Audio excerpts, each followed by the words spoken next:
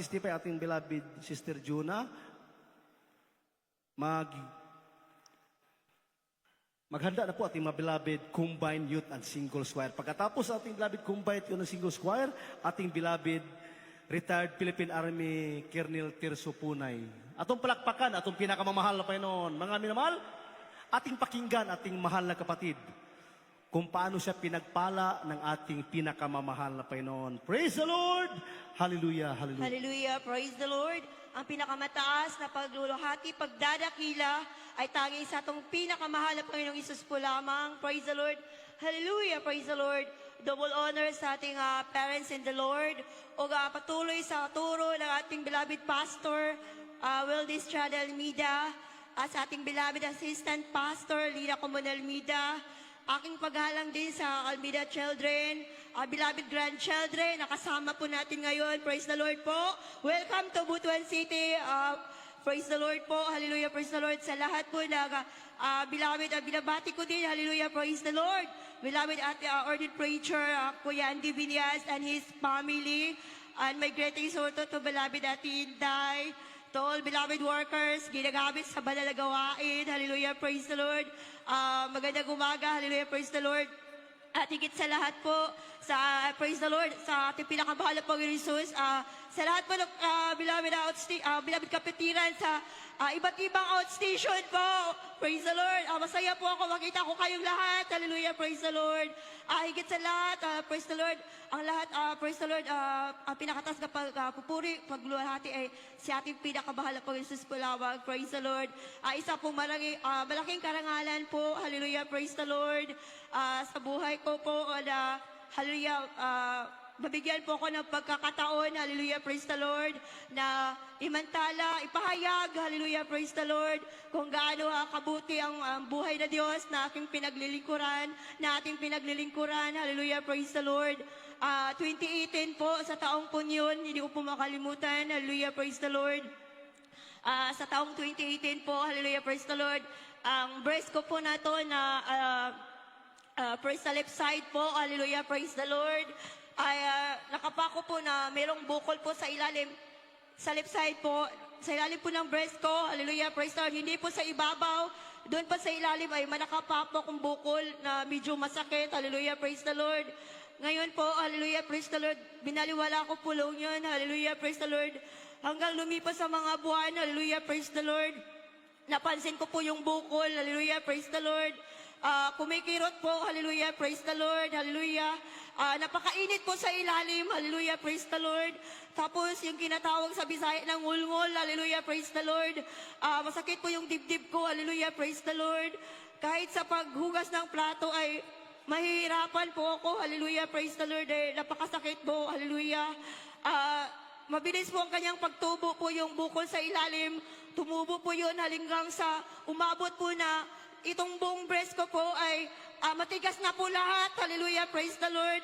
Ang normal sa breast is soft lang po, hallelujah, praise the Lord, pero yung mga oras na yun, hallelujah, praise the Lord, matigas na po lahat, tapos humihingi na ako ng tulong sa aking beloved husband na magkuha ng kakao, mga minamahal, yung lingod na kakao, hallelujah, praise the Lord. Kukuskusin po yan. Ilalagay po yung mga kinuskus ng kakao, yung batang kakao pa, hallelujah, praise the Lord. Yung bunga, hallelujah, ilagay po yan lahat sa breast ko para yung init mabawas-bawasan, hallelujah, praise the Lord. Naalala ko pa po yung alugbati po, dahon ng alugbati, hallelujah, praise the Lord. Iba't ibang dahon po ng herbal ang trinay po namin para yung init po sa dibdib ko ay mawala po dahil sobrang sakit po talaga, hallelujah, praise the Lord. Sa mga pagkakataong yun ay may 4 na po akong mga anak, hallelujah, praise the Lord. Sa bahay po, nahihirapan akong gumawa ng mga gawaing bahay, hallelujah, praise the Lord. Hallelujah, praise the Lord. Kahit gano'n ang aking sitwasyon, Hallelujah, praise the Lord, sa taong 2018 na yon. Sa tulong at habag po ng ating pinakamahal na Panginoong Hesus, patuloy po akong dumalo sa kanyang banal na gawain. Hallelujah, praise the Lord. Naghihintay po ako na ako'y pagalingin ng ating pinakamahal na Panginoong Hesus. Naalala ko po, nasip po ko sa banal na gawain na ito ay 2018 po. Hallelujah, praise the Lord. Marami akong nakidinig, marami akong nadinig, marami akong nadinig na nagpatutuo na sila po ay pinagaling ng ating pinakamahal na Panginoong Hesus. Isa na po yung aking beloved Papa po, hallelujah, praise the Lord, na may skin disease po, pumunta po ng Matilas Nieves po, hallelujah, praise the Lord, from Siargao Island, taga Siargao kasi yun. Pumunta po siya ng Matilas Nieves po. Yung beloved Papa ko po, hallelujah, praise the Lord, hallelujah. Kung hindi ako makalimot, taong 2012 yun, hallelujah, praise the Lord. May dala-dala po siyang skin disease na karamdaman sa katawan, hallelujah, praise the Lord, hallelujah. Yung kating-kati ba siya, hallelujah, praise the Lord, kahit may dugo na dyan, pagkati niya, masugatan na, hindi niya maramdaman yung sakit, hallelujah, praise the Lord. Yung kaspa, yung ano niya, yung skin niya, para bang may lumilipad na mga kaspa, tapos medyo hindi na maganda yung baho. Sabi ko, paano ba yung karamdaman mo? Sinabi na aking beloved Papa na hindi siya nagsabi ng skin disease. Sabi niya nga, di doon daw sa dako ng Siargao, hallelujah, praise the Lord, nagpa-check up daw siya sa doktor. Sabi po ng doktor sa kanya, ayon sa aking Papa ay may kagaw po ang kanyang dugo. Hallelujah, praise the Lord. Hihintayin na lang po niya na kailan siya mamamatay. Salamat po sa ating pinakamahal na Panginoong Hesus dahil sineran po siya ng aking beloved mother-in-law and beloved husband po.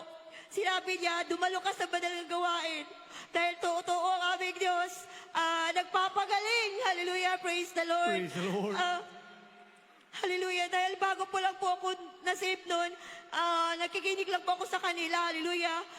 Sa madaling salita po, dumalo po ang aking beloved Papa. Hallelujah. Praise the Lord.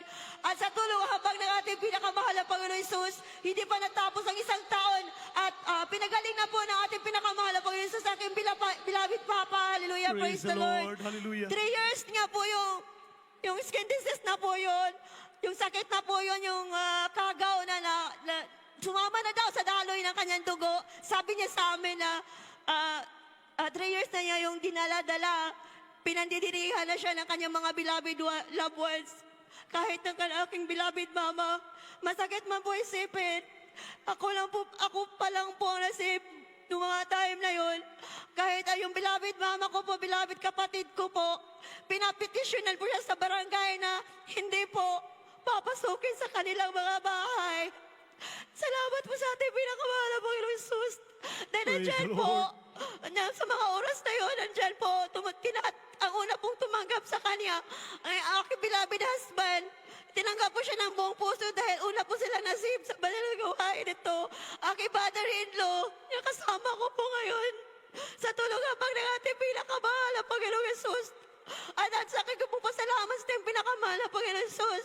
Pinapetisyonan man siya ng kanyang beloved asawa, mga anak, pero sa pinakamahal na Panginoon Hesus siya ay lumapit. Pinagaling po siya ng ating pinakamahal na Panginoong Praise Hesus. the Lord. Hallelujah. Hallelujah, praise the Lord. Laking pasalamat ko ng mga oras na yun habang ako may karamdaman po. Kiniklaim ko sa pinakamahal na Panginoong Hesus. Ako'y kanyang papagalingin. Although hindi pa ako magaling ng mga oras na yun, patuloy po ako sa pagdalo sa banal na gawain. Hinihintay ko po ako'y papagalingin na ating pinakamahal na Panginoong Hesus. Hanggang sa, hallelujah, praise the Lord, yung sakit hindi ko talaga kaya. Nagdasal ako sa Panginoong Hesus, mahal na Panginoon. Pupunta ako ng hospital, doon po sa dako ng Las Nieves. Patitignan ko to, hallelujah, praise the Lord. Pagpunta na kayo doon dahil kulang po ang equipment. Through consultation lang po ang nagawa namin, hallelujah, praise the Lord. Humingi po ako ng pahintulot sa mahal na Panginoon na magparesita ako ng pain reliever para kung sakali ako idadalo, hallelujah, praise the Lord, hindi, yung pain reliever kasi kahit may karamdaman ka, hindi mo maramdaman yung sakit. Yun lang po ang nais ko. Niresitahan po ko good for 7 days or 5 days po. Dahil kunti lang pong pera ko, 3 days lang po na pan reliever ang nabili ko. di ko makalimutan na Wednesday yon. Tapos pagka Thursday, habang ako ay tulog po, hallelujah, praise the Lord. Nagulat po ako dahil basa na po ang aking likod. Pagtingin ko po, yung itong breast ko po ay nagkabutas pala sa lower part. Maliit na butas lang po. Hallelujah. Dalawang maliit na butas. Nakita ko po likod ko dugo, yung mga fluids po, yung hallelujah, praise the Lord, pasintabi po. Nakita ko po na lumabas po doon, nabasa po yung damit ko. Dahil yun po, hallelujah, praise the Lord, kusa po siyang nagkabutas, hallelujah, praise the Lord. At naniniwala po ako sa mga oras na yun ay sinyalis ng opera ng ating pinakamahal na Panginoong Hesus. Praise the At Lord. hindi nga ako binigo ng ating pinakamahal na Panginoong Hesus. Ako po ay pinigaling, hallelujah. Yung Amen. bukol po na yun, Praise the Lord! yung bukol na po yun ay unti-unti po yun na lumiit hanggang sa nawala na po. Malungkot mo po isipin, isang taon, hallelujah, praise the Lord, lumipas, magaling na po to. Ito naman pong right side na breast ko po, hallelujah, praise the Lord, ang meron naman pong bukol, tapos hallelujah, sa puntong yun, hallelujah, praise the Lord. Naalala ko na hindi na pa ako nagririgla, hallelujah, praise the Lord. Buntis po ako sa panahong yun, so yung second time na dito na naman sa right side. Sa mga panahong yun, nandun kami sa Cagayan de Oro City. Hallelujah, praise the Lord. Tapos, hallelujah, praise the Lord, umuwi pa kami ng aking beloved husband. Bumalik po kami sa Mat A kasi hindi na makapagtrabaho aking beloved husband dahil hindi ko na kaya din ang mga gawaing bahay. Dahil napakahirap po ng karamdaman na yun. Halos buong katawan ko manghihina. Hallelujah, praise the Lord. Nung umuwi po kami ng Mat A Las Nieves, 2 months na po yung bukol sa tiyan ko. Yung bukol sa breast ko, tapos yung tiyan ko, hallelujah, 2 months na din po ang yung bata sa tiyan ko, hallelujah, praise the Lord. Pag-uwi namin, mga minamahal, hallelujah, praise the Lord. Pagdating namin sa bahay, hallelujah, praise the Lord, dahil nasa stage of, dumanas po ako ng depression, mga minamahal, yung ayoko makakita ng tao, sinisara ko po yung bintana. Pag umaalis yung beloved husband ko, sinisirado ko kasi, hallelujah, praise the Lord. Masakit na po yung dibdib ko. Hallelujah, praise the Lord. Sa mga oras na yon, hallelujah, praise the Lord. Nang subukan magkuha naman ng mga dahon-dahon na beloved husband, hindi na ako pumayag. Iwan ko kung bakit. Hindi ako pumayag na kumuha siya. Hallelujah, praise the Lord. At bago pa ko umuwi ng Mat A Las Nieves, nagpakonsulta ako sa doktor. Sabi ng doktora, hallelujah, praise the Lord, ma'am, hindi ka pwedeng uminom kahit pain reliever dahil gusto kong humingi na naman ng resita ng pain reliever, pero hindi ako binigyan ng doktora ng pain reliever dahil buntis ako, hallelujah, praise the Lord. Umabot sa punto ng aking buhay na hindi ako mag-prenatal, mga minamahal, hallelujah, praise the Lord. Dumating ang 4 na buwan, wala pang prenatal yung bata sa tiyan ko, yung pang-5 anak ko, hallelujah, praise the Lord. Tapos, habang nasa higaan ko, tinitiis ko po yung sakit, hallelujah, praise the Lord. Nawala na po akong gana maghilamos po, hallelujah, praise the Lord. Galit na po yung beloved husband ko, hallelujah, praise the Lord.